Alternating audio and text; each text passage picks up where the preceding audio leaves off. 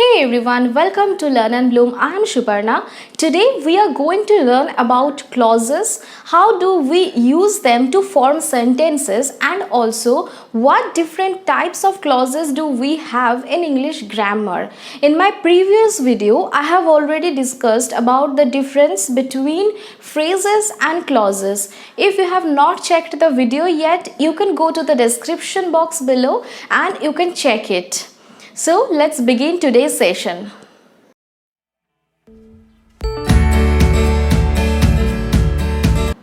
Clause is comprised of a group of words that always includes a subject and a verb. We will understand it through examples. So this one, the train arrives at 8 a.m. In this group of words, we have a subject, the train, and a verb, arrives. So this one is a clause. Now the second one, she is reading a newspaper. In this group of words also, we have a subject, that is she, and is reading is the verb here. So both of this group of words are clauses. But now you are thinking, then what's the difference between a clause and a sentence? Because both of these are sentences also, right? Yes, that is exactly right. Clauses and sentences are not similar. There are huge differences between a clause and a sentence. We will understand how a clause is different from a sentence. See another example. Whenever I go to Kolkata, in this group of words also, you can see a subject and a verb. That is a subject, that is I, and a verb, that is go. So this one is also a clause, but it is not expressing a complete thought. We cannot understand anything by this group of words. So we need another clause to make the sentence complete. Now I will add, whenever I go to Kolkata, I will visit Science City. Now I think you can understand what I want to say. So, clause is a group of words that always includes a subject and a verb, but it can stand by its own, or it can need one or two or more clauses to make the sentence complete. On the other hand, sentence is a group of words that contains a subject and a verb, and it always will express a complete thought.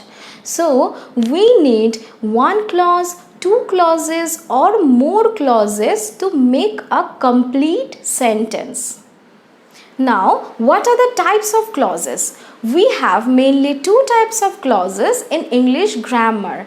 One is independent clause, we also call it as main clause, and the other one is dependent clause, it is also called as subordinate clause. We divide this dependent clause or subordinate clause into three more types: noun clause, adjective clause, and adverb clause.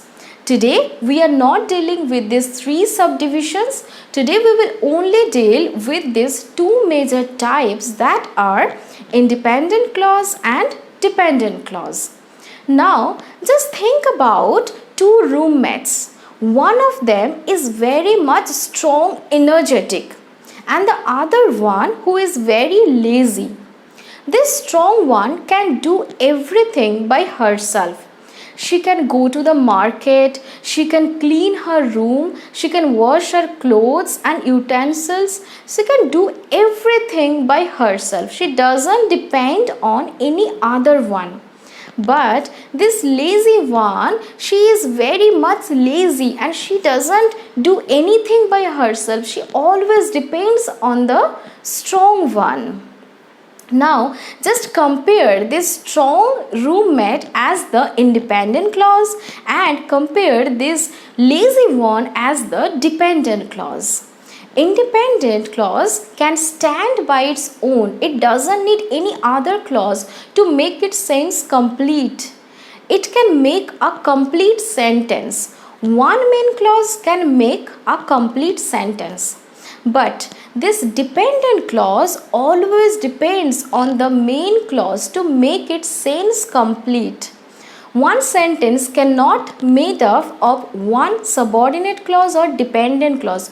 We always need a main clause to complete the sentence. Let's see a few examples to understand it more clearly. Here are few examples of main clauses, and we will see how it is forming a complete sentence, and lastly we will know a short trick by which we will easily combine two main clauses into one sentence. Now let's start. So the first one, Ria waited for the train. This is a main clause that is one sentence. So we don't need any other clauses to make the sentence complete. Now the second one, I looked for Harish and Neha at the bus station. This clause is also main clause and it is one single sentence. And the third one, the train was late. This also has a subject and a verb and it is completing the sentence. So it is also a main clause and it is also a sentence. Fourth one, she opened the door. This is also a sentence. Now the fifth one, I like coffee and Mary likes tea. Here you can see that there are two main clauses and we are combining these two main clauses into one complete sentence by and, right? Yes, and but. For these all are the coordinating conjunctions. We will remember this coordinating conjunction by fanboys.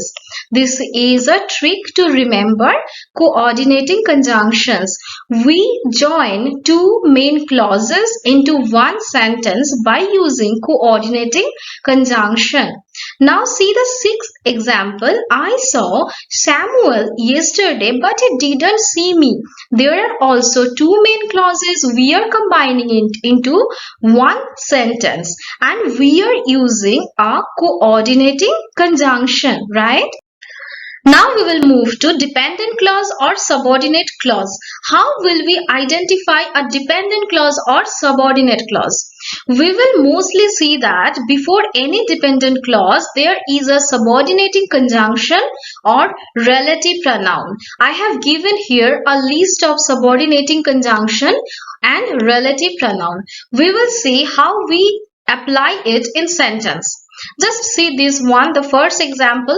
Because he ran, he was able to catch the bus. Here the subordinating conjunction is because, right? So we are adding these two clauses by using this subordinating conjunction because. Here the main clause is he was able to catch the bus and the dependent clause is because he ran. Now see the second one, until the sun sets I will stay with you. Here also we can find a subordinating conjunction, right? Here, until the sun sets is the dependent clause because it is not completing the thought of the sentence. We need a main clause, that is, I will stay with you, to complete the sense of the sentence. Now see the third one, wherever he might go, I will follow him. Here also you can see a main clause and the dependent clause. The fourth one, I don't know who left the gift here. Here the underlined group of words is dependent clause and I don't know is main clause. The fifth one, I don't know whether I won the event. Here I don't know is the main clause and whether I won the event is the dependent clause. Now the sixth one, while the flowers bloom, I will plant more trees. In this sentence, we have a subordinate clause, that is while the flowers bloom, and one main clause, that is I will plant more trees. So these are few examples. Now you can see that there is an exercise for you. You will pause the video and you will do it within few minutes and then you will give me the answer in the comment box. I will wait for your answer. I hope now it has become clear about clauses and about the types of clauses. Please let me know in the comment section below whether you have understood it or not.